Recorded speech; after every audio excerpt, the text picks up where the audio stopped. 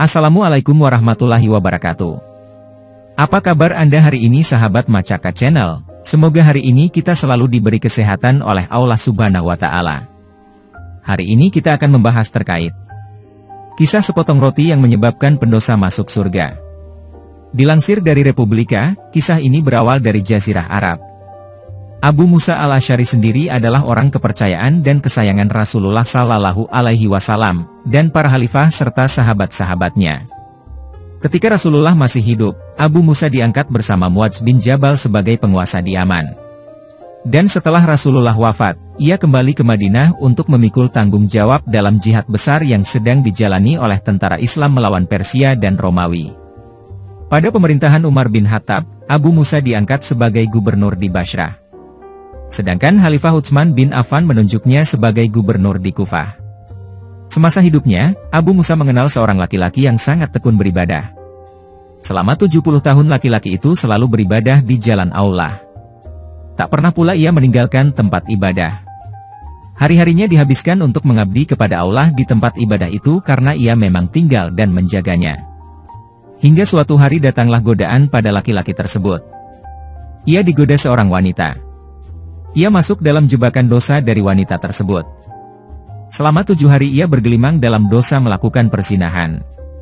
Ia tak punya hubungan apa-apa dengan wanita penggoda tersebut, tetapi melakukan hubungan suami istri dengan wanita itu. Tak lama kemudian ia pun tersadar akan dosa-dosanya. Ia pergi meninggalkan sang wanita, dan kembali bertaubat. Namun, untuk kembali pada rumah ibadah yang selama ini dijaganya, ia tak sanggup. Ia bertaubat, kembali beribadah di jalan Allah, tetapi ia merasa tak pantas lagi berada di tempat tersebut. Akhirnya ia memutuskan untuk mengembara. Kemanapun kakinya melangkah, sholat, sujud, zikir, dan ibadah lainnya tak pernah ditinggalkannya. Dalam pengembaraannya tersebut, akhirnya sampailah ia ke sebuah pondok reot yang di dalamnya telah tinggal 12 fakir miskin. Ia bermaksud bermalam di sana karena badannya telah letih karena melakukan perjalanan yang sangat jauh. Ia pun jatuh tertidur bersama penghuni lainnya di tempat tersebut. Rupanya, di dekat pondok tinggallah seorang dermawan yang setiap malamnya selalu membagi makanan bagi fakir miskin yang tinggal di lingkungan sekitarnya. Biasanya ia membagi-bagikan roti. Ia pun selalu adil membagikan 1 potong roti untuk masing-masing orang yang tinggal di pondok tersebut. Malam itu, laki-laki pengembara yang sedang bertaubat tersebut juga mendapatkan jatah pembagian roti dari sang dermawan karena dianggap penghuni tetap pondok tersebut. Namun, ternyata salah seorang dari fakir miskin penghuni pondok tidak mendapat pembagian jatah roti. "Mengapa saya tidak mendapatkan roti?" ujar sang penghuni pondok pada sang dermawan. Pertanyaan tersebut dijawab oleh sang dermawan. "Kamu lihat sendiri, roti yang aku bagikan telah habis. Padahal aku telah membaginya secara adil, masing-masing 1 potong roti untuk setiap orang yang tinggal di sini. Seperti hari-hari sebelumnya aku membawa 12 potong roti," ujarnya. Mendengar ungkapan dari orang yang membagikan roti tersebut, maka lelaki yang sedang bertaubat itu lalu mengambil roti yang telah diberikan kepadanya dan memberikannya kepada orang yang tidak mendapat bagian tadi. Padahal, perjalanan jauh sebenarnya telah menguras energinya. Apalagi, ia menjalaninya dengan perut kosong. Di tangannya telah ada 1 makanan yang bisa mengisi perutnya. Namun, karena ia merasa itu bukan haknya, ia rela kembali merasakan lapar dan memberikan sepotong roti tersebut pada yang berhak. Keesokan harinya, laki-laki pengembara yang sedang bertaubat itu meninggal dunia.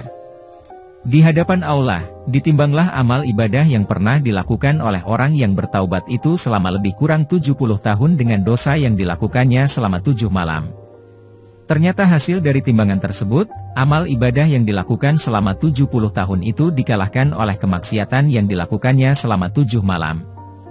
Akan tetapi, timbangan kebaikannya ditambahkan dengan perbuatan baiknya menjelang ajalnya, yaitu memberikan sepotong roti pada fakir miskin yang sangat memerlukannya.